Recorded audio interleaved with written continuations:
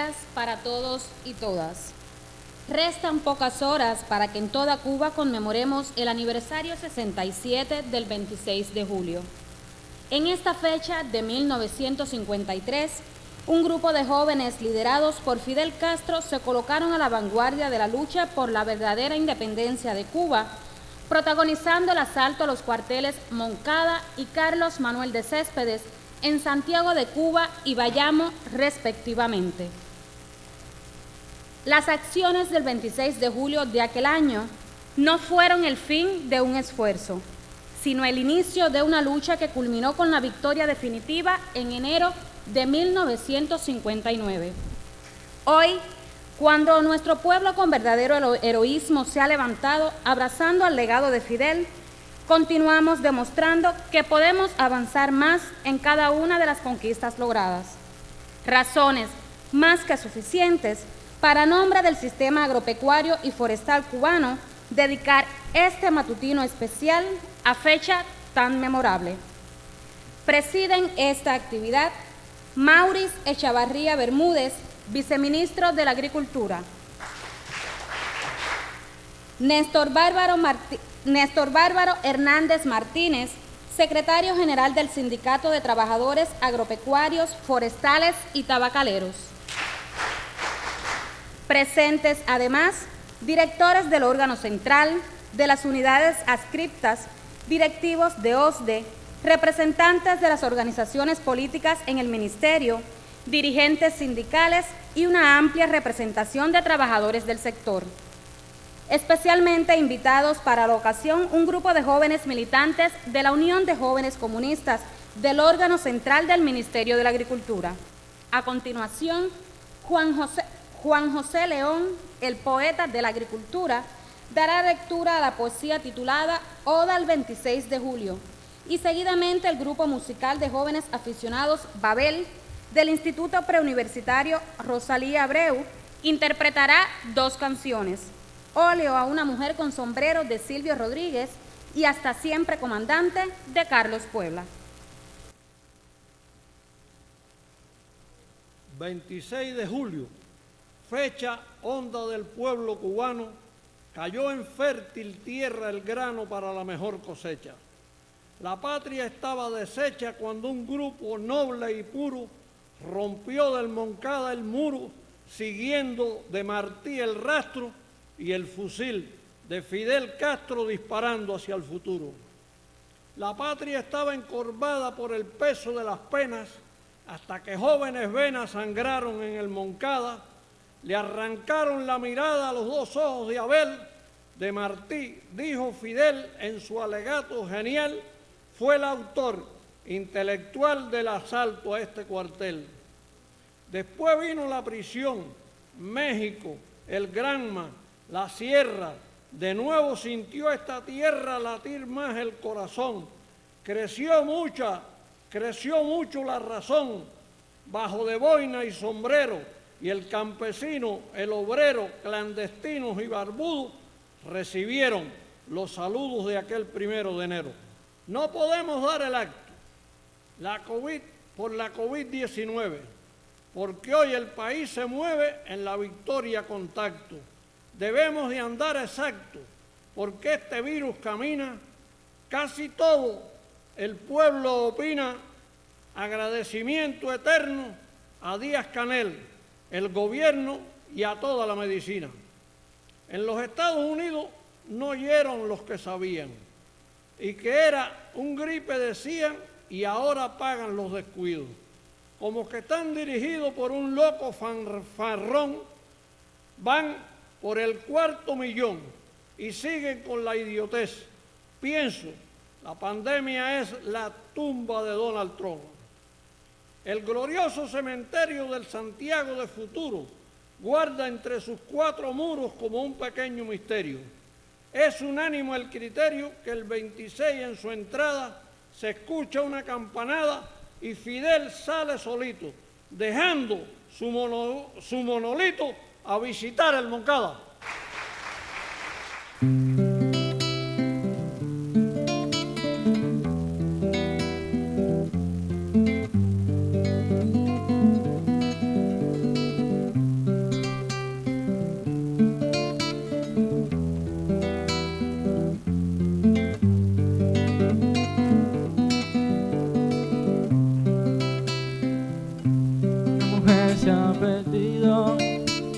conocer el delirio y el polvo. Se ha perdido esta bella locura, breve cintura debajo de mí. Se ha perdido mi forma de amar, se ha perdido mi huella en su mar. Veo una luz que vacila y promete dejarnos a oscuras. Veo un perro ladrando a la luna con otra figura que recuerda a mí. Veo más, veo que no me halló. Veo más, veo que se perdió. Cobardía es asunto de los hombres, no de los amantes. Los amores cobardes no llegan a amores ni a historias, se quedan ahí. Ni el recuerdo los puede salvar, ni el mejor orador conjugar. Una mujer innombrable huye como una gaviota, y yo rápido seco mis botas. Una nota, apago el reloj, que me tenga cuidado el amor, que le puedo cantar su canción. Una mujer con sombrero, como un cuadro del viejo Chagall, corrompiéndose al centro del miedo, y yo que no soy bueno me puse a llorar. Pero entonces lloraba por mí, ahora lloro por verla morir. Pero entonces lloraba por mí, ahora lloro por verla morir.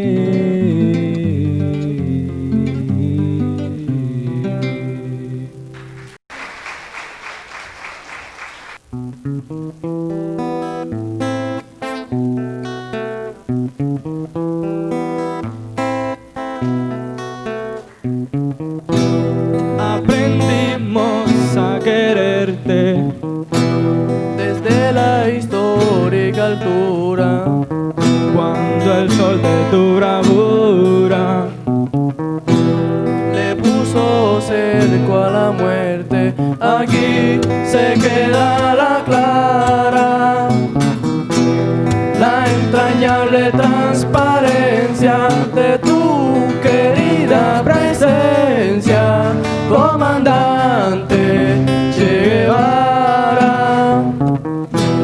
Tu mano gloriosa y fuerte desde la historia dispara, cuando toda Santa Clara se despierta para verte. Aquí se queda la clara, la entrañable transparencia de tu querida presencia, comandante Che Guevara.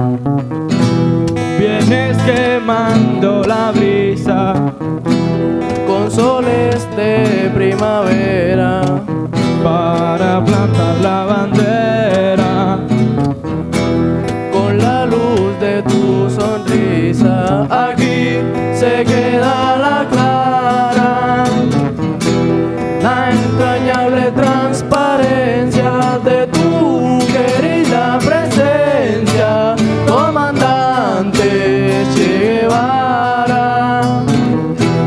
Tu amor revolucionario me conduce a nueva empresa, donde espera la firmeza de tu brazo libertario. Aquí se queda la clara, la entrañable transparencia de tu querida presencia, comandante Che Guevara.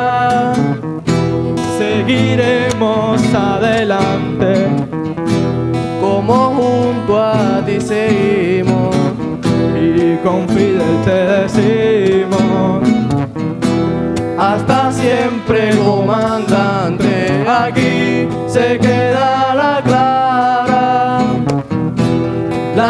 entrañable transparencia de tu querida presencia, comandante Che Guevara, aquí se queda la clara, la entrañable transparencia de tu querida presencia, comandante Che Guevara.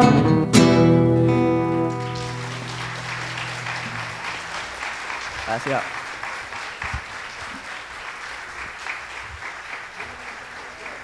Señores magistrados, nunca un abogado había tenido que ejercer su oficio en tan difíciles condiciones y nunca contra un acusado se había cometido tal cúmulo de abrumadoras irregularidades. Uno y otro son en este caso la misma persona. Como abogado no se me ha permitido ni siquiera leer el sumario y como acusado llevo más de 76 días en una celda solitaria, total y absolutamente incomunicado, por encima de todas las prescripciones humanas y legales. Quien les está hablando aborrece con toda su alma la vanidad pueril y no está ni de ánimo ni de temperamento para asumir poses de tribuno ni sensacionalismos de ninguna índole. Si he tenido que asumir mi propia defensa es por dos motivos. Uno, porque se me había privado totalmente de ella.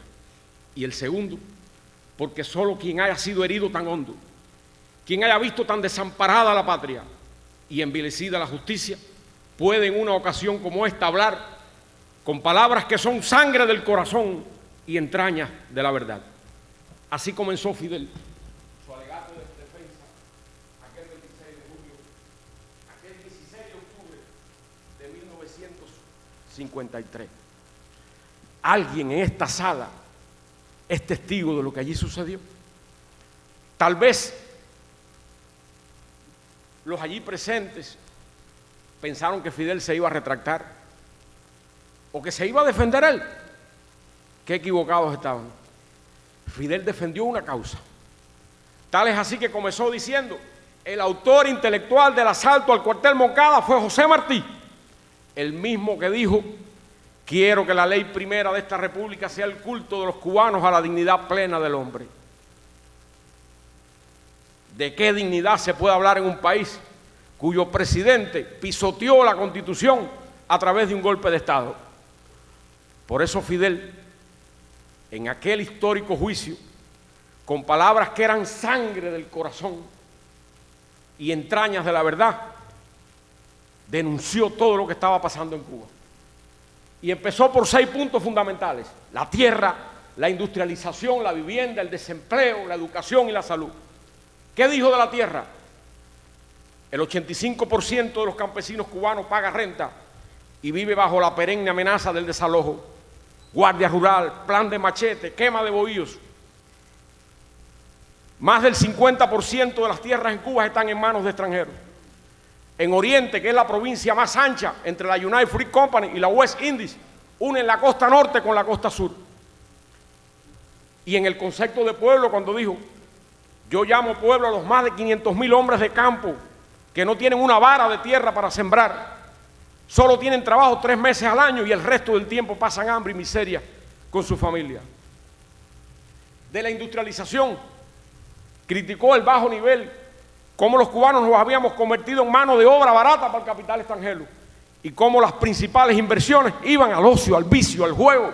Allí sí había inversión, casinos, porque eso daba dinero a los mafiosos y una parte de ese dinero era para Fulgencio Batista.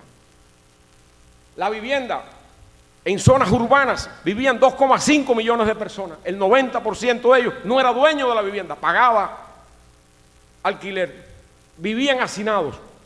Y en zonas rurales, ¿para qué hablar? Bohíos miserables de pisos de tierra, sin agua, sin ninguna condición. Y el desempleo, más de 1 millón de personas desempleadas en Cuba. Y la educación, el presupuesto era solo de 24 millones. 10.000 maestros sin trabajo, 800.000 niños sin escuela, más de 1 millón de analfabetos. Parasitismo, el 90% de los niños cubanos estaban comidos de parásitos en el campo. alta mortalidad infantil, 60 por cada 1000 nacidos vivos. Hoy, cuando sube de 4, se convierte en un problema para nuestro país. Baja expectativa de vida, 64 años, con 50 años nadie tenía dientes, la gran mayoría, y eran viejos, ancianos, hasta de un catarro se morían porque no había atención médica. ¿Cuáles fueron las 5 soluciones que Fidel llevó a aquel juicio? Devolver la soberanía al pueblo, escribir una constitución hecha por el pueblo, otorgar títulos de tierra a los campesinos, y ya ustedes saben lo que pasó después con la primera y la segunda ley de reforma agraria. Participación de los obreros en las empresas, en las utilidades, concederle a los colonos hasta el 55% del resultado de la caña de azúcar, confiscar los bienes de los gobernantes corruptos para hacer un fondo para cajas de jubilación, para los hospitales, para los asilos. Perdón, vamos a traer algo a contexto. Por estos días ha sido muy famosa las redes sociales, donde hay una foto que te presentan a La Habana, a 2 Habanas.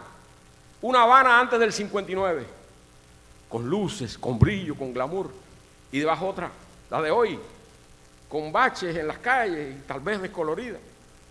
Pero lo que no dice en esa foto es que aquella de glamour y de brillo no era de los habaneros, porque en aquellas tiendas solo los habaneros podían asomarse a las vidrieras si eran blancos, los negros ni eso. Tampoco dicen que por esas calles de glamour pasaba en la madrugada la policía en la patrulla buscando a los que pensaban distinto, y casi ninguno volvía, torturado, y solo los que denunciaban a sus compañeros los devolvían sin dignidad para que murieran por sí solos. Por eso traje estos datos, que son una encuesta realizada por una asociación católica universitaria que no era del movimiento 26 de julio ni de izquierda. Porque también critican las colas en Cuba para la comida. Y miren los datos. Solo el 11% tomaba leche, el 4 carne, el 2 huevos. Había hambre. Y aquí traje también algunos datos del resultado de la COVID-19. Una comparación entre Cuba y Estados Unidos. Estados Unidos tiene 28 veces la población de Cuba y tiene 1.638 veces los casos de COVID que tiene Cuba y tiene 1.666 los fallecidos de Cuba, porque aquí el hombre es más importante que la mercancía, porque aquí lo primero es el ser humano, y eso es socialismo. Por todo lo que les he dicho, podemos resumir que Fidel no solo fue absuelto por la historia, es reconocido como la personalidad del siglo XX en el mundo. Y termino con aquellas palabras que dijo al finalizar su alegato. En cuanto a mí, sé que la cárcel será dura como no lo ha sido nunca para nadie, preñada de amenazas, de cruel y cobarde ensañamiento, pero no la temo. Como no temo al tirano miserable que arrancó la vida a 70 hermanos míos. Condenadme, no importa, la historia me absolverá. Así es como tenemos que recordar a Fidel. Invicto porque nunca perdió, invencible porque nunca será derrotado. Y desde su pétrea morada en Santiago de Cuba nos sigue trasladando el mensaje que hasta después de muertos somos útiles. Muchas gracias.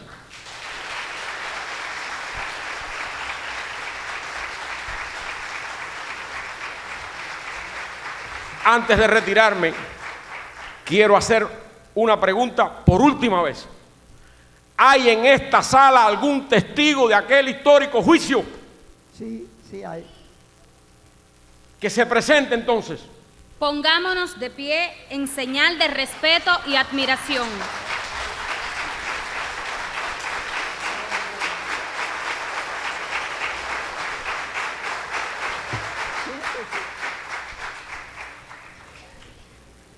Merecido este reconocimiento a la cronista del juicio del Moncada, la destacada periodista Marta Rojas.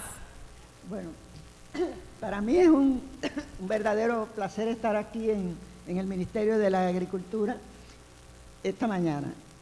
Realmente hubiera querido estar mucho más tiempo del que voy a estar, pero tengo otras actividades previstas ya para las 10 y pico de la mañana. no sé por dónde, voy a empezar por el principio, porque sobre todo aquí hay muchos jóvenes que conocen, obviamente, como todos los cubanos, la historia del 26 de julio de 1953, pero no en los detalles fundamentales de aquella historia. Voy a ser un poco didáctica, pero es importante, sobre todo para los más jóvenes. El movimiento 26 de julio no existía entonces. Existía la generación del centenario. ¿Por qué? Porque en el 1953 fue el centenario de José Martí.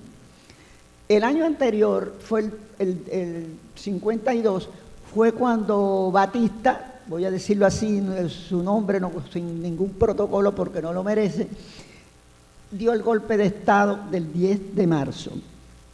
¿Por qué dio el golpe de Estado del 10 de marzo? Porque las elecciones iban a ser en junio, y en junio el partido ganador hubiera sido, de no ocurrir el 10 de marzo, el Partido del Pueblo Cubano Ortodoxo, fundado por un abogado santiaguero que se llamaba, para los más jóvenes, Eduardo Chivas, Eddie Chivas.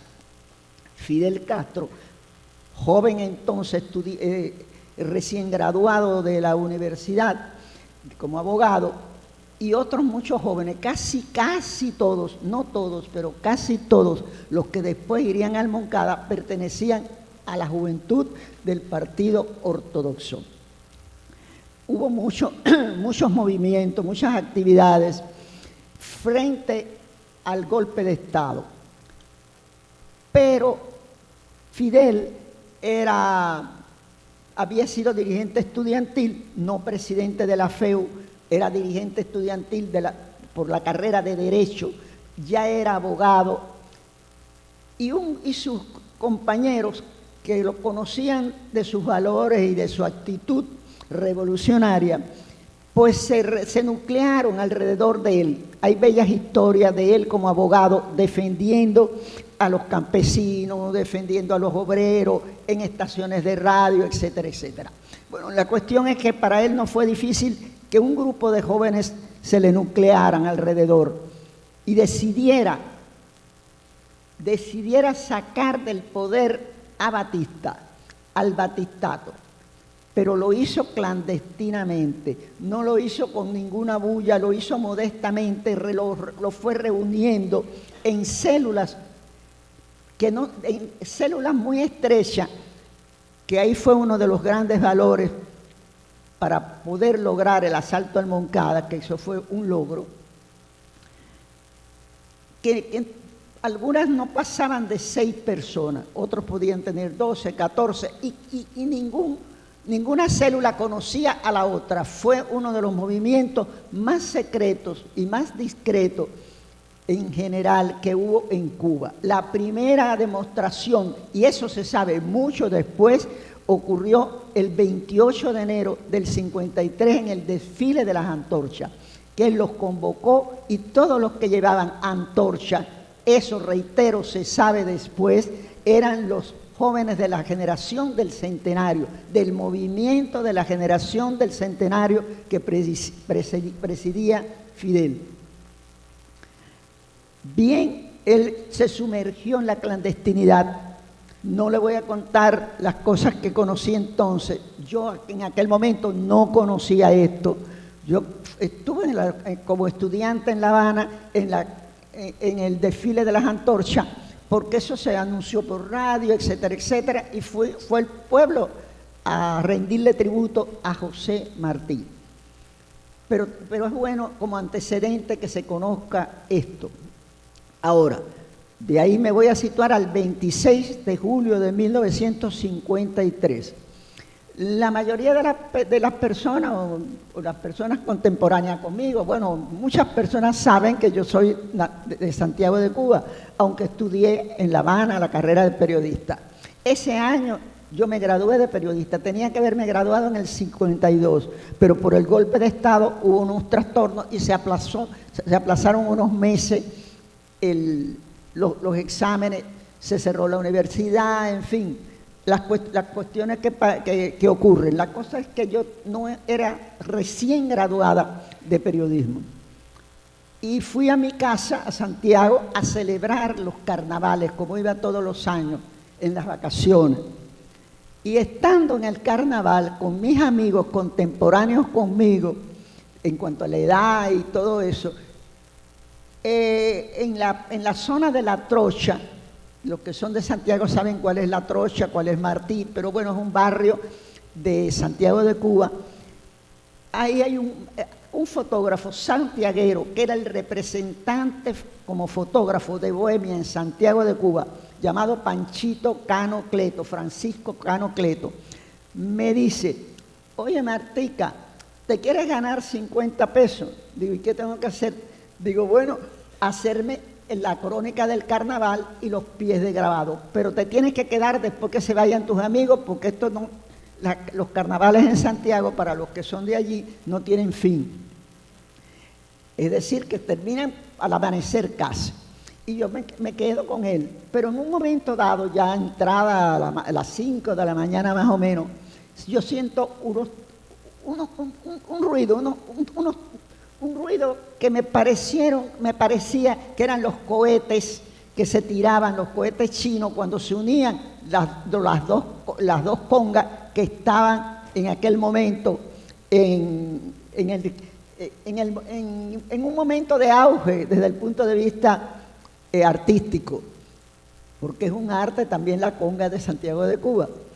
Y dígole, ay Panchito, ya se está terminando esto, se van a reunir ya las congas del Tibolí y de los Hoyos. Dice, no Marta, eso no son cohetes chinos, esos son tiros. Se nos fastidió el reportaje del carnaval. Digo yo, vamos a hacer el de los tiros, porque en el periodismo lo último que ocurre es lo que se publica. Y así los fotógrafos y los periodistas que estaban en la zona empezaron a ver qué era, y así fuimos a parar al cuartel Moncada. 26 de julio ya había terminado el combate fue muy breve, por razones de sorpresa, es decir, el factor sorpresa, que es el que buscaba Fidel en aquel movimiento del que nadie conocía nada, salvo los que estaban involucrados. Vamos para allá, a una de las postas, no a la posta 3, a la posta 6, que le llamaban la posta de la Coca-Cola porque estaba frente a la fábrica de Coca-Cola, y aquello, la multitud de santiagueros y de periodistas, obviamente, entre ellos, me encontraba yo con Panchito, esperaba saber que explicaran qué ocurría, y ahí anunciaron que iba a haber una conferencia de prensa. Pasamos al cuartel, es decir, pasamos porque yo pasé junto con los periodistas profesionales al antedespacho de alguien que se le dijo después el Chacal de Oriente, que era el coronel Río Chaviano. Y allí esperamos 1 hora, 2 horas que él viniera, hiciera la conferencia de prensa. En la conferencia de prensa, ¿qué dijo?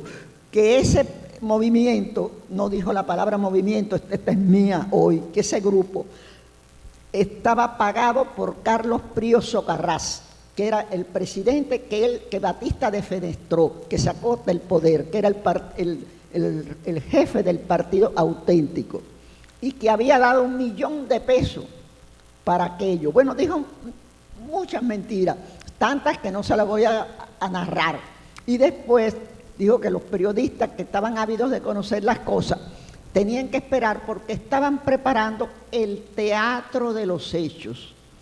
Esa palabra, en lo personal, para mí fue algo que me dijo, bueno, pero ¿cómo el teatro de los hechos? Y cuando hay un combate, cae el individuo ahí y cayó en eso, no hay que preparar nada, eso mentalmente, no se lo dije a nadie. Después se lo dije a Panchito, digo, pero Panchito, que ese es el fotógrafo con el que yo iba, me dijo, pero ¿cómo el teatro de los hechos? Digo, bueno, pues vamos a ver. Y a eso de pasada la conferencia de prensa, se organizó un recorrido por el Moncada, que de ahí son las fotos que ustedes han visto, que están los cadáveres ensangrentados, dispersos en todas partes, en cualquier lugar, y nos fijamos en algo que el fotógrafo fotografió, que era que estaban destrozados, muchos de ellos el rostro, la cabeza, a uno le faltaba un pie, bueno, cosas horribles, pero los uniformes estaban casi todos limpios. Luego entonces, con excepción de unos 6 o 7, todos los demás tenían uniformes impecables. Algunos que tenían el uniforme de la Guardia Rural, que era la Guardia del Campo, que usaban unas polainas, tenían el pantalón sin cintar los cordones. Es decir, que se lo habían puesto arriba y era evidentemente se estaba mostrando el hecho de los crímenes del Moncada. El fotógrafo fotografió todo aquello y después él era un hombre de mucha experiencia. Yo empezaba, pero él era un hombre que tendría entonces 40 años, que había conocido la etapa de Machado, además un gran fotógrafo, un gran periodista. Me dijo: oye, Martica, esto me huele mal, pero con una palabra así todavía más fuerte que esa. Y las fotos nos las van a quitar, porque él ha oído con su experiencia que va a haber, que hay un decreto que va a salir en horas, y es un decreto presidencial, que es la censura de prensa, a fotos, a texto, a todo relacionado con el Moncada. Bien, porque era evidente lo que estaba ocurriendo, que era una gran mentira, no había muerto esa cantidad de personas en ese combate. Bien, así las cosas, él llegó un ratico después, unos minutos después, un oficial le dijo que las fotos se iban a revelar en La Habana y que se distribuiría a la prensa. Hay censura, ya está decretada la censura. Y allí, ¿qué hace él? Me hace una mirada. Estaban en los carnavales, yo le dije, él me daba las fotos de los carnavales, yo me lo echaba en los bolsillos, y me hace una seña y yo le pongo sobre la cama de un camión esas fotos que están allí. Y él coge esa foto y se la echa en su bolsa, y son las que echa en la mochila que pone el oficial para que todos los fotógrafos echen sus fotografías. Con celular no hubieran podido hacer eso. Eran fotos, son unas cajas de fotos tradicionales de las Kodak, de la Epson, en fin, de cualquier cosa, y ponían el nombre por fuera para que se supiera las cajitas donde se echaba. Pero ¿cuál echó él? Él echó la de los carnavales y se quedó con las de el Moncada. Ese fue un hecho por el cual se conocen todas esas fotos de él y de 1 o 2 fotógrafos que le dieron después algunas fotos y llegaron a La Habana. Así ocurrió el 26 de julio de 1953. Ese fotógrafo, cuando se terminó todo aquello, me dijo: mañana no va, ya es muy tarde para que salgan aviones, pero mañana va a salir aviones para La Habana en la primera hora, pero nada más pueden ir mujeres y niños enfermos, porque ya toda la provincia, todo Santiago y toda la provincia estaba siendo objeto de persecución.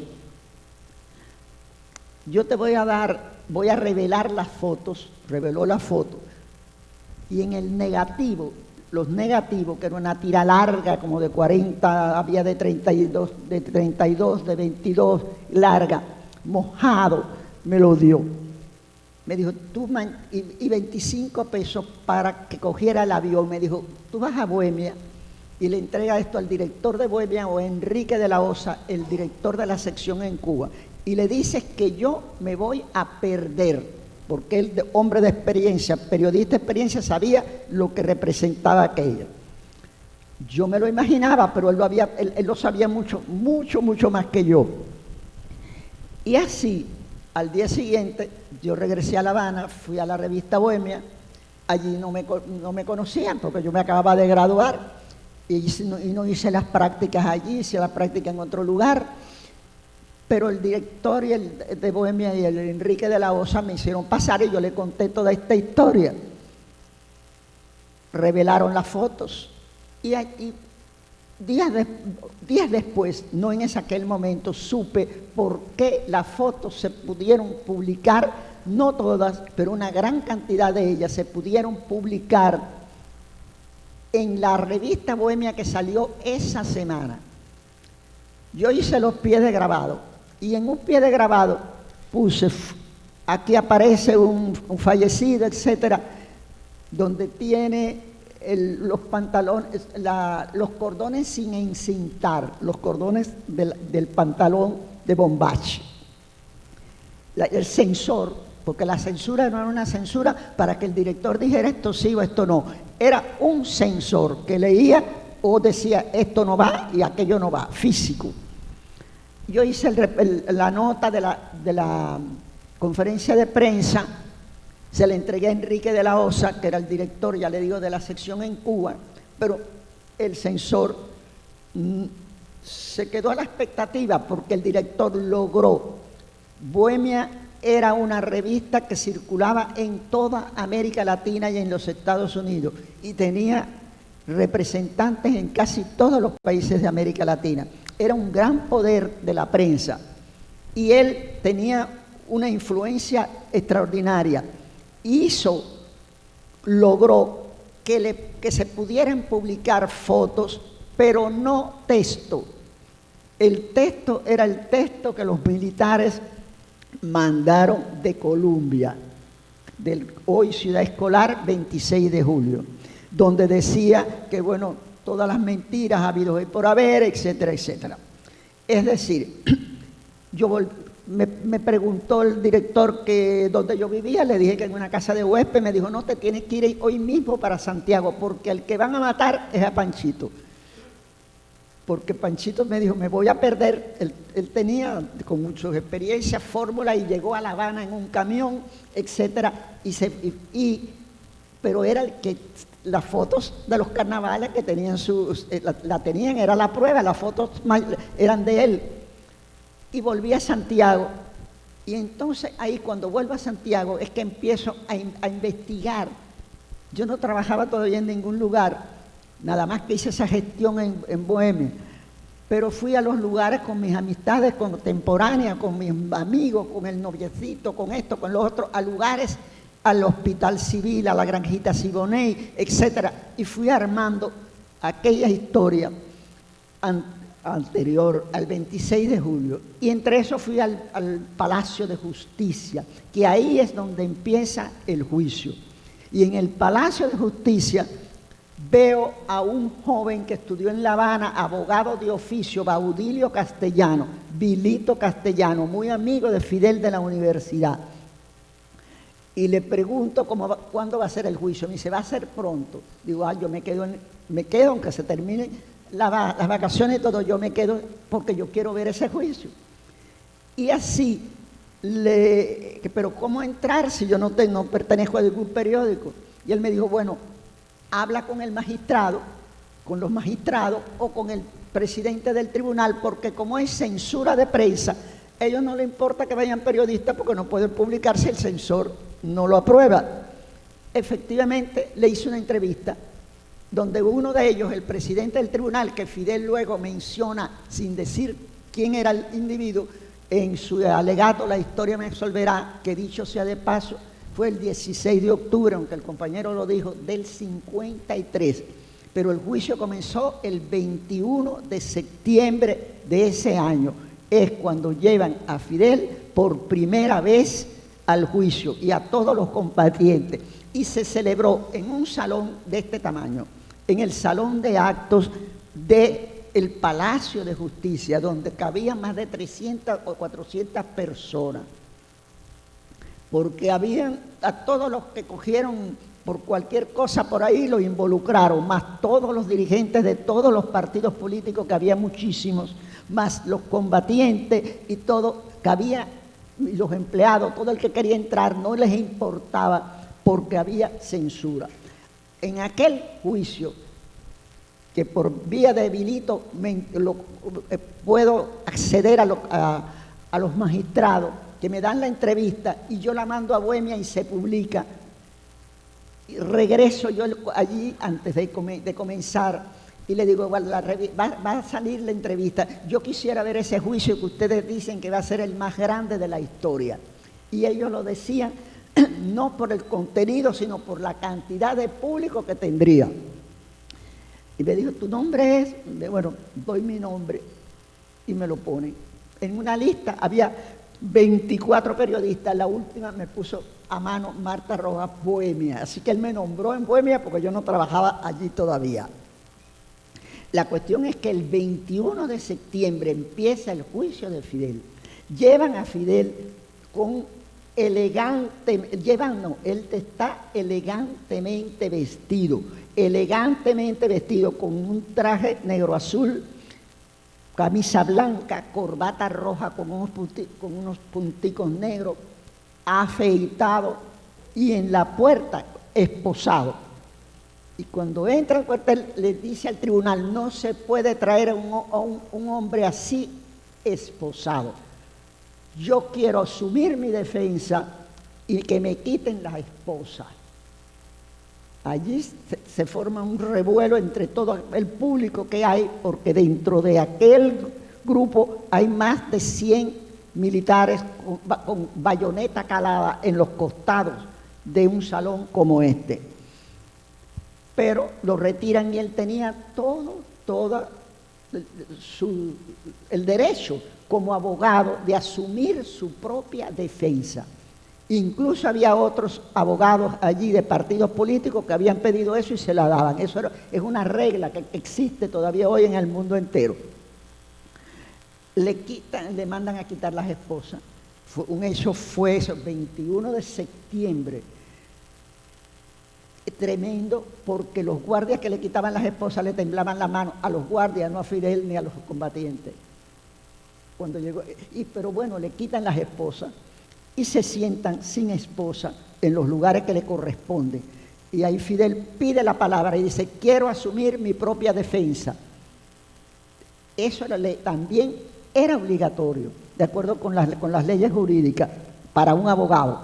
Y el tribunal le dice que sí, que la puede asumir, pero que primero tiene que responder todo lo que como un acusado a lo que se le pregunta, y él dice que él lo sabe, y ahí empieza un interrogatorio que dura 3 días a Fidel. Y pudo haber durado mucho más, pero dura 3 días porque las respuestas de Fidel son insoportables. Ese es el juicio del Moncada, así comienza el juicio del Moncada, donde él en ese juicio, en el tribunal del Palacio de Justicia, denuncia todos los crímenes, porque ahí él ha estado preso desde el 1 de agosto hasta el 21 de septiembre, junto con los demás, en la cárcel de Boniato. Y aunque él estaba separado, pero algunos presos comunes y otras cosas, había manera de enterarse de todo lo que había ocurrido a otros compañeros que habían visto matar a sus respectivos compañeros, etcétera, etcétera. Entonces, él denuncia todos los crímenes del Moncada, denuncia lo que había hecho cuando el golpe de Estado, que fue una moción que presentó en la Fiscalía de La Habana, pidiéndole 100 años de cárcel a Batista por haber frustrado, por haber desmantelado la Constitución del 40, que fue la primera acción pública que hicieran algunos de estos jóvenes, entre ellos él, que firmar la Constitución del 40, ahí en la acera, en unas mesitas en la acera de la universidad, ahí frente al bloque de la estatua de Mella.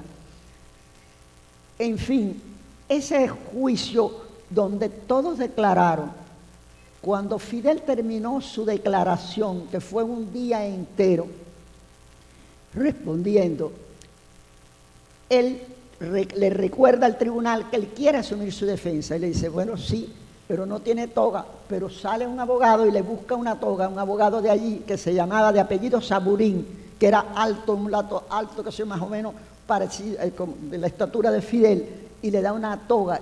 Fidel se pone la toga y se sienta en el estrado de los acusados y empieza él a interrogar. Interroga a sus compañeros, a los compañeros que él sabía que tenían elementos que eran demoledores y que fueron demoledores finalmente para el ejército y para el régimen. No era solo para el ejército, para el régimen sobre los crímenes. Y aquellos sobrevivientes le contaron que delante de él, por ejemplo, a Ciro Redondo, él le dijo, bueno, Ciro, yo fui hecho prisionero junto con Marcos Martí unos días después del Moncada, no ese día nadie se salvó. Y delante de mí, Martí se fue a subir el pantalón porque, por X razones, y un soldado le dio un tiro. El soldado le decían así, le dieron el mote del soldado, esto, y narró todo aquello. Y el otro, un joven el que le decían el muerto vivo, que cogieron preso en Bayamo, describió, pero de manera lineal, todo como dos compañeros de él fueron arrastrados por el camino de Veguita. Después de torturarlos, le pusieron una soga para arrastrarlo en un jipi, pero él era muy delgado y tenía la nuez de Adán. Evidentemente la soga no presionó. Los dos murieron, explicó todo aquello, y él cuando despertó, así del colapso que le dio, se fue arrastrando hasta una zanja en un cañaveral y se quedó allí. Y al otro día unos campesinos lo recogieron. Bueno, le contó toda la historia de cómo él se salvó y que fueron torturando. Y Fidel, en esa parte del juicio, dice que se deduzca testimonio. Deducir testimonio es decir, que todas esas acusaciones tenían que ventilarse contra las personas que la cometieron, con nombre y apellido que lo dijeron allí. Bien, era tan difícil para el tribunal.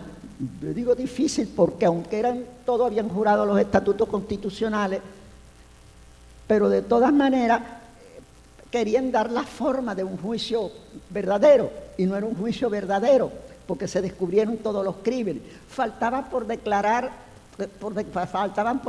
las dos mujeres, Aide Santamaría y Melba Hernández. A ellas, el día 26 de julio, le llevaron un soldado que le decían el Tigre, Eulalio González se llamaba. Le llevó en un plato los ojos de Abel. Y le digo, mira, estos son los ojos de Abel, de tu hermano, Aide. Si tú no hablas, pues entonces sucederá algo. En fin, le dijo una serie de improperios. Y ella dijo, si él no habló, yo tampoco lo haré. Y no habló. Es decir, eso todos prevían que al día siguiente, es decir, en el cuarto día de sesión, Fidel como abogado podía preguntarlo, y aquello era tremendo. No solo eso, otras cosas más. Antes de terminar esta etapa del juicio, le diré que un abogado, que se llamaba de apellido Arango Alsina, que acusaban, amigo de Prío Socarrás, del presidente Prío, el presidente que defenestró a Batista, lo acusaban de ser el autor intelectual, lo acusaban de haber traído un millón de pesos y dárselo a Fidel, que era lo que ellos planteaban. Y él no hizo nada de eso. Ellos eran de la oposición, pero no de una oposición valiente como esta, era de una oposición política eminentemente. Y ese abogado le dice al doctor Fidel Castro, en su función de abogado, le dice, doctor Fidel Castro, a mí me acusan de haberle entregado $1 millón de pesos. Y Fidel dice, ya yo expliqué aquí en este juicio cómo se reunió el dinero para comprar las armas, etcétera, etcétera, que todo eso él lo explicó en el juicio. y dice, bueno, doctor, yo soy el autor intelectual del Moncada. Dice, nadie tiene que preocuparse aquí de que lo acusen de autor intelectual del Moncada, porque el autor intelectual del Moncada es José Martí. Eso Fidel lo dice en el juicio de la audiencia, en la etapa que lo llevan en los 3 primeros días, que fueron muy cruciales. Y ahí, después de eso, hay una orden que viene obviamente de La Habana, llega a Santiago, de que Fidel no puede continuar en el juicio. No puede continuar. Tiene que lo regresan a Boniato, y un médico tiene que hacer un certificado diciendo que está enfermo y que no puede continuar en el juicio. Y ahí separan a Fidel del juicio grande desde el punto de vista físico y se queda en Boniato y continúa el juicio para los demás. Ese día, mejor dicho, un médico, había 2 médicos en la cárcel, con un médico muy honrado, va a ver a Fidel y le dice, doctor Fidel Castro, tengo la orden de hacerle un certificado diciendo que usted está enfermo. Si esto no lo hago, por supuesto con otras palabras, se lo estoy diciendo de manera coloquial, su vida corre peligro. ¿Qué iban a hacer? Le iban a aplicar la ley de fuga. Si volvía al cuartel, un soldado cualquiera de por ahí le tiraba en la camioneta donde lo llevara. ¿Qué hago? Respuesta de Fidel, actúe según su conciencia. Nada más. Pero simultáneamente con esa sabiduría extraordinaria de todos los que los conocimos, incluso los más jóvenes, de Fidel, que ve a distancia, inmediatamente hace una carta jurídica ante el tribunal diciendo que él no está enfermo y contando eso. Y por mediación de algunos presos comunes que hay allí y otros compañeros, le dice que le entregue a las mujeres esa carta para que la lleven al tribunal. Que le entreguen a Aide y a Melba esa carta para que le entreguen al tribunal. La que podía hablar en el tribunal, porque era también abogada, era Melba Hernández, hablar sin que la llamara, pedir la venia para esto, para lo otro. En el 4.º día de sesión, en el pase de lista, Fidel no responde y los magistrados dicen que no responde porque está enfermo. Y Melba pide la palabra y dice, no, tengo una carta del doctor Fidel Castro. Aquello fue impresionante en aquel juicio, y va y le entrega al tribunal la carta de Fidel, una carta con estilo jurídico, con todas las bases jurídicas, donde explica su situación y diciendo que manden a otros forenses, a otros médicos, así sean forenses, a que lo examinen para que se den cuenta de que él no está enfermo. Se lo estoy diciendo, el texto en general lo que quiere decir, porque es una larga carta jurídica. Y el tribunal dice, bueno, pues esto se tendrá en cuenta, pero el juicio tiene que seguir. Y sigue el juicio y después se verá el de Fidel. Y ahí, en esa, sigue el juicio para todos los demás, termina el juicio y se traen los acusados para La Habana, a las mujeres, a Melba y a Aide para la cárcel de mujeres, y todos para Isla de Pino. Y el 10, y fijan la fecha del juicio de Abelardo Crespo Aria, un enfermo combatiente del Moncada, que fue herido en un pulmón, pero fue herido, lo llevaron a una clínica, lo encontraron herido en el parque, lo llevaron en un parque, lo llevaron a una clínica, el director de la clínica no lo dejó sacar, bueno, se salvó. Y después no lo pudieron asesinar y lo mandaron para el hospital civil. Entonces le tenían que celebrar el juicio porque estaba en una cama Fowler. Y decían, y los magistrados realmente planteaban que tenían que atravesar todo eso, que no cabía la cama Fowler en el elevador, etcétera, etcétera.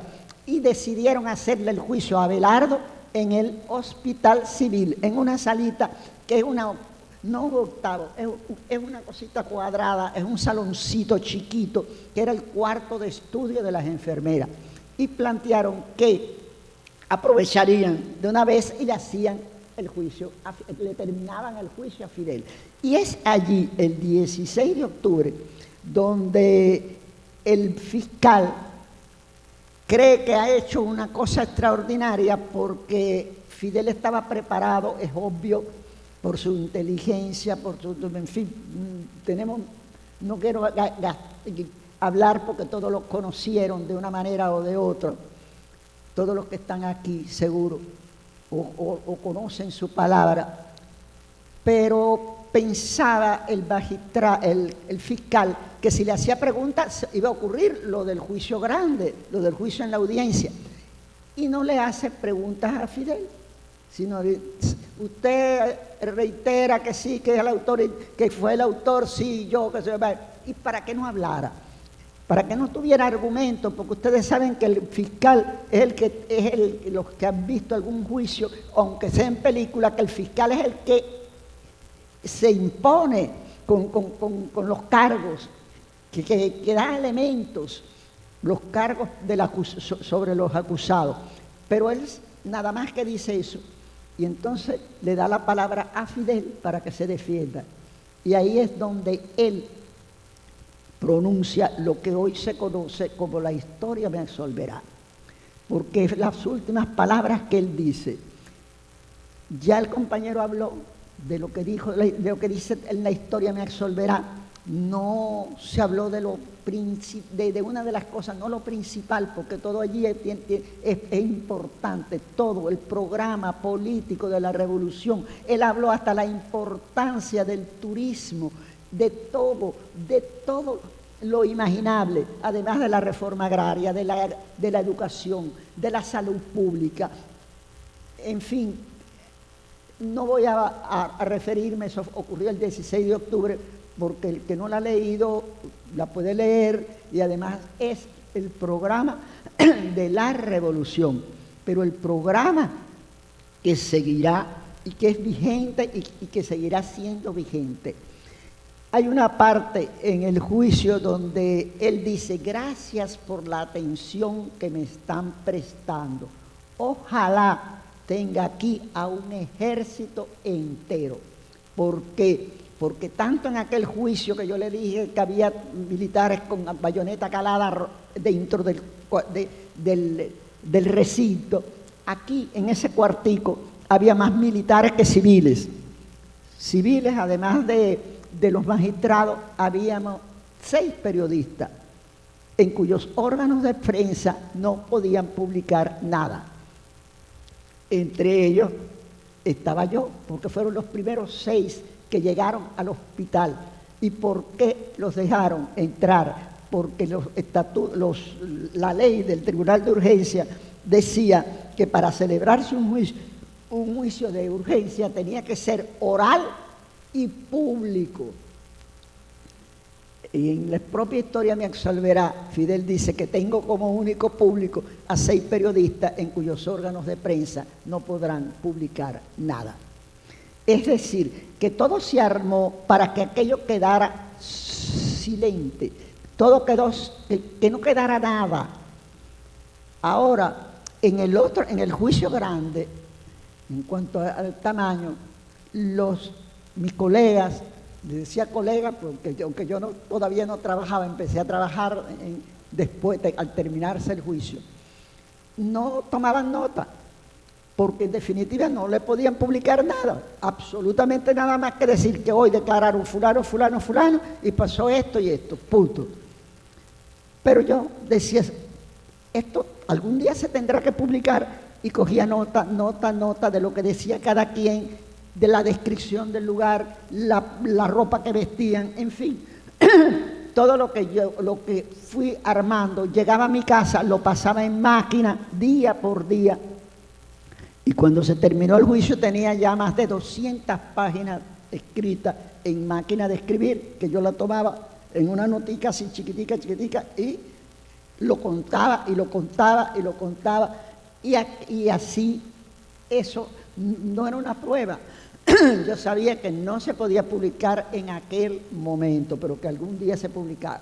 La traje a la revista Bohemia, se les mostré al director de Bohemia, y a Enrique de la Osa, de la sección en Cuba, la leyeron. Me preguntaron que dónde yo trabajaba, digo, no, yo no en ningún lugar. Yo le conté la historia, me dice, bueno, ¿quieres trabajar aquí en periodismo de investigación con Enriquito de la Osa? Digo, sí, y ahí es donde empiezo yo a trabajar en la revista Bohemia. Ahí es donde ya tengo un carnet de periodista. Pero volviendo al pequeño juicio, aquel pequeño gran juicio donde se conoce la historia, me absolverá por boca de Fidel, cuando él termina, que él ha dicho que gracias por la atención que me están prestando y todo aquello, termina y dice, condenadme, no importa, la historia me absolverá. Los magistrados salen del cuartico, que era, reitero, muy pequeño, para deliberar. A él le habían pedido 30 años de prisión y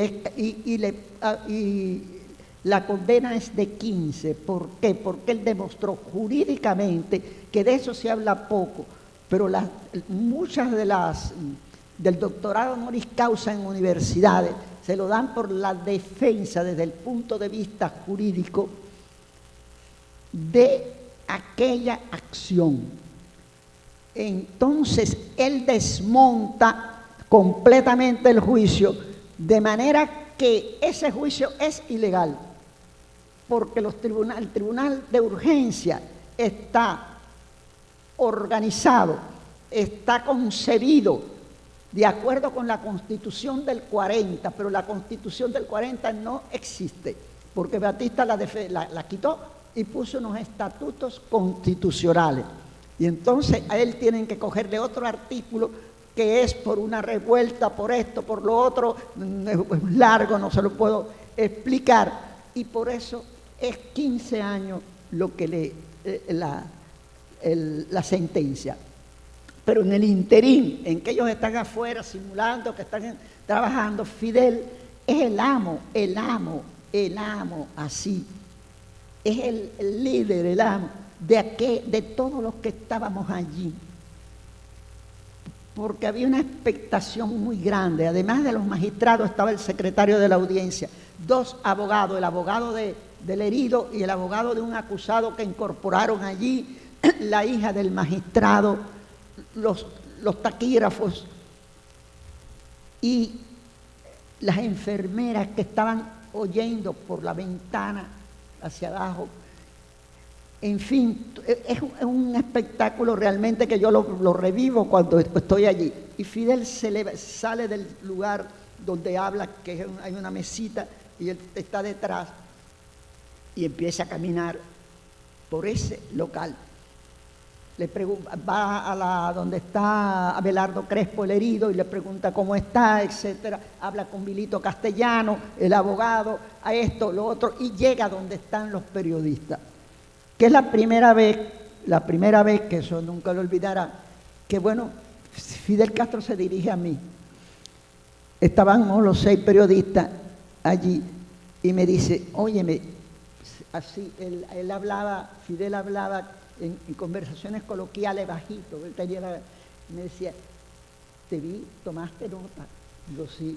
Dice, y en el otro también. Digo, ¿me lo vio? ¿Y tú lo viste? Y entonces, vaya, no le decía a usted. Sí, pero no te lo van a publicar. ¿Para dónde es esto? Digo, no, yo lo voy a llevar a Bohemia. Dice, pero no te lo van a publicar. Digo, pero yo lo guardo, algún día me lo publican.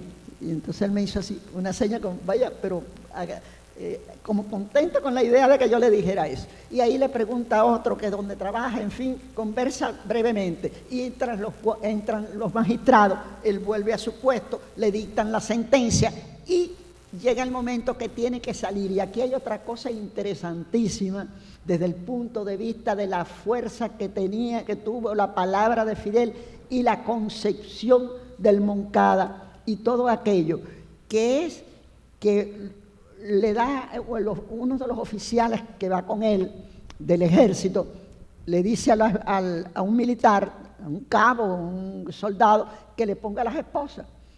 Y ese hombre le está poniendo a las esposas a Fidel y está temblando así. Y Fidel estaba más delgado, el reloj le caía y le da un golpe al cristal. Y él le dice, chico, me vas a romper el cristal, dame acá. Y le da al teniente Fidel la esposa para que se la ponga el teniente. Pero así no es nada permitido. Digo, chico, me vas a romper el cristal, y el tipo le da a las esposas y se lo pone. Es de risa, pero es de una fuerza tremenda. Es para que sepan el valor, la fuerza que tuvo la palabra de Fidel, no solo con los que estábamos allí, simpatizando con aquello, no, era hasta esos militares que a lo mejor fue un asesino, yo no sé quiénes eran, pero los militares que llevaban allí eran unos militares a custodiar que tenían que tener una actitud bastante peliaguda. Para no decir, porque yo no puedo decir criminales porque no me consta que lo fueran todos. Pero bueno, es decir, todo aquello. Y hay un elemento que demuestra la actitud del pueblo cubano, que es antes de entrar a esa salita, que por poco no entra a esa salita, porque al caminar por el pasillo bloqueado con el del ejército, dos muchachas, una que se llamaba María Antonia Figueroa y la otra Nilda Ferrer, yo las conocía, santiaguera, salen de una sala del hospital y se van a balanzar donde llevan a Fidel. Y dice, Fidel, Santiago está contigo. No, el pueblo, y ahí Fidel le vira y se vira, no le da el frente, se vira así para donde están los militares y arrecia el caminar. Es decir, no responde como uno suponía que cualquiera de nosotros hubiera respondido, aunque sea con una sonrisa. No. Pasa todo aquello. Fidel es condenado, sale de Isla de Pino. Yo estoy le digo esto porque fui testigo de esto, en la terminal de trenes, cuando vienen de Batabanó.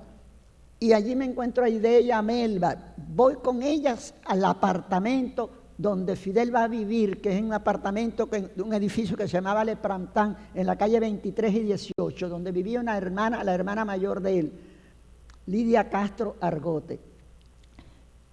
Y entro con Melba y con Aide a la habitación donde llega Fidel, donde está él. Me acuerdo que se quita los pies porque bueno, era un momento y me dice, oye, ya él sabe mi nombre porque en todo este interín yo he hecho contacto con los padres de Melba, voy a su casa y ellas han salido de prisión, en fin, ya existe otro tipo de una relación de simpatía revolucionaria, de simpatía en sentido general con el hecho.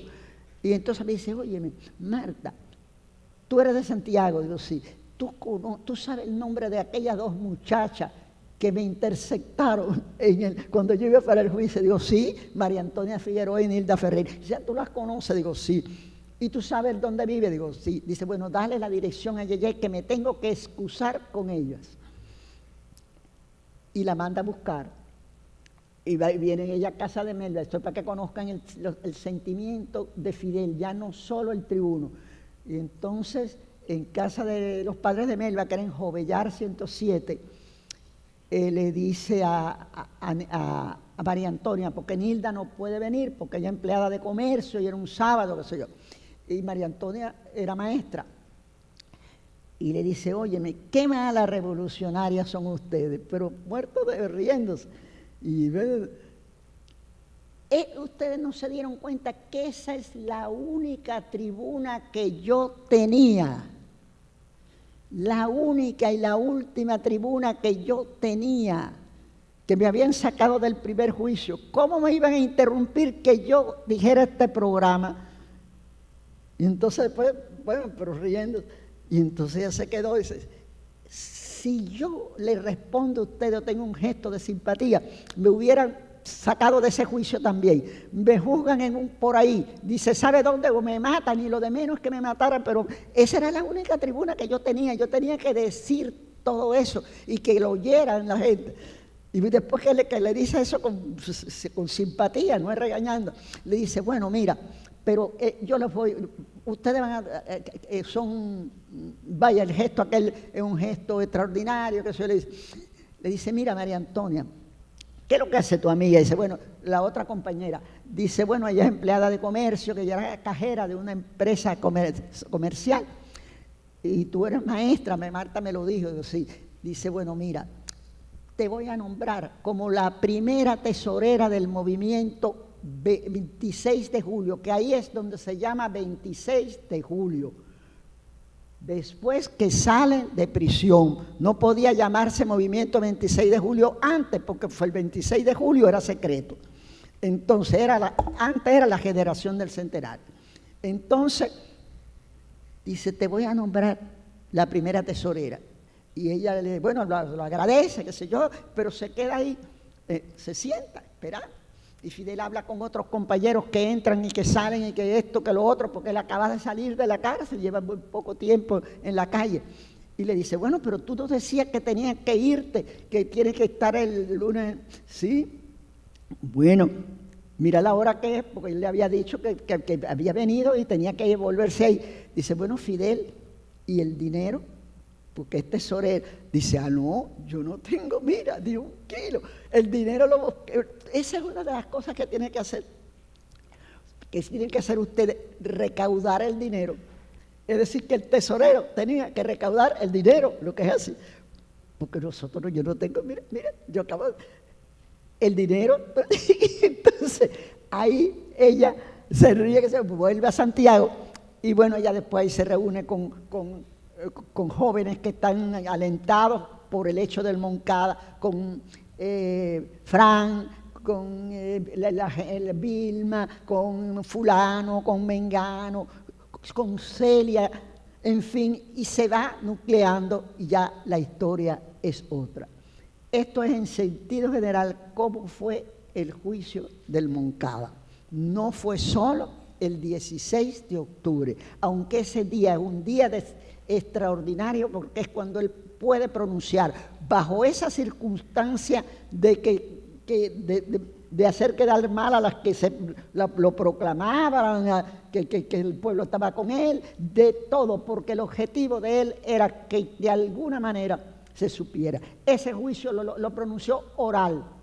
Muchos de los que están aquí lo vieron que él no usaba un papelito ni leía nada, salvo excepciones muy pocas excepciones, sino era un orador espontáneo. Espontáneo no, vaya, porque él pensaba mucho las cosas y veía muy lejos, pero es decir, improvisador, él improvisaba. Él casi nunca leía, y aquello, él lo dijo, la historia me absolverá, exactamente así.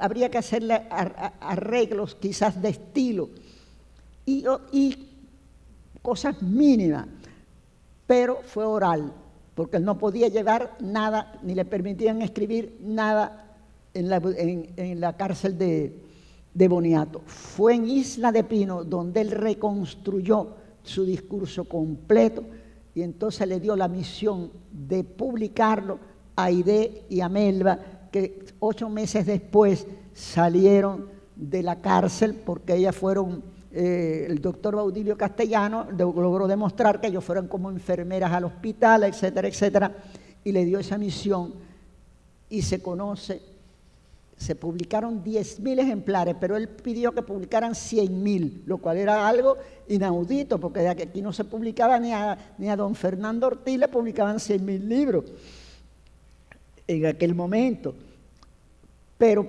publicaron 10.000, después se publicaron en otros lugares y así se conoció hasta nuestros días. Pero vuelvo y repito que ese no es el Fidel del 26 de julio. No es el Fidel de la historia me resolverá. Así con barba y con esto de la tierra no puede ser.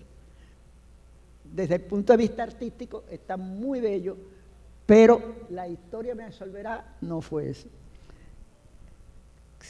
Yo, vaya, me tengo que marchar porque justamente tengo otra cosa que hacer ahora. Le doy las gracias por haberme escuchado.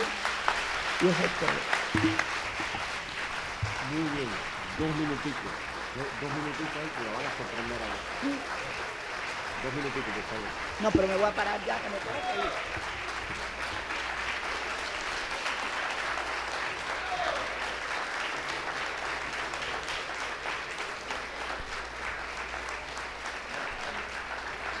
A continuación, como expresión del simbolismo de aquella gesta, 67 años después, una joven abogada, la compañera Giselle Socorro Cedeño, fruto de la revolución fraguada por los jóvenes del Centenario, quien es además la secretaria del Comité de Base de la UJC, dará lectura a un mensaje.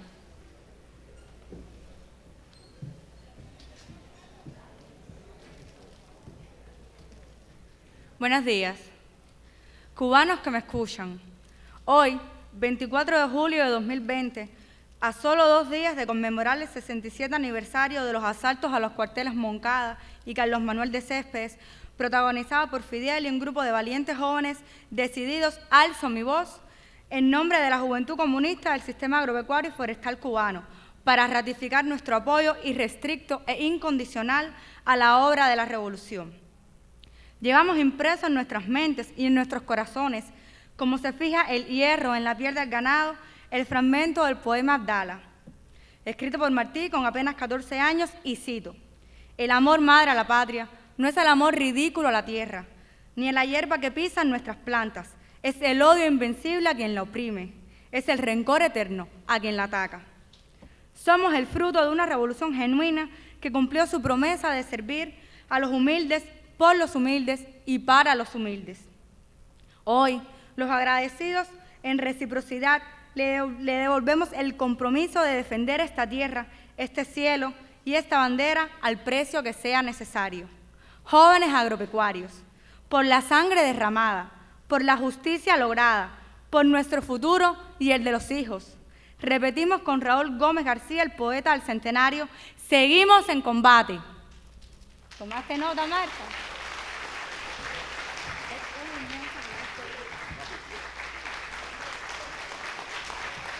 Seguidamente, el joven Manuel Farradas Campo entrega a Marta Rojas una colección de ejemplares bibliográficos de las reflexiones de Fidel, que representa el compromiso de la juventud de mantener en alto la bandera del 26 de julio y el mensaje de que ya Fidel, la historia lo absolvió.